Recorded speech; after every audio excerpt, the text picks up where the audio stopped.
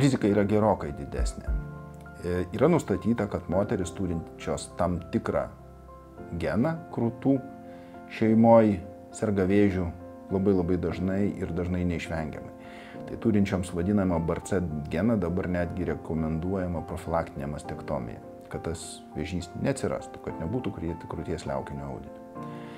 Ir jis pasireiškia tada ta liga, kada yra 2X chromosomos, reiškia, kada, tai moteriško lyty. Vyrams ta liga dažniausiai netaip pasireiškia. Bet kartais vyrai irgi serga krūties vėžiu, tas irgi pasakytina. Tai vat, genetika labai svarbi,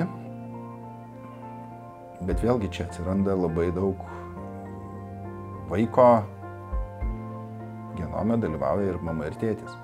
Tėtis gali turėti kažkokiu tai genų, kurie slopina mamos genų pasireiškimus ir tada ta liga nebūtinai progresuos arba atsiras, bet yra padidinta rizika.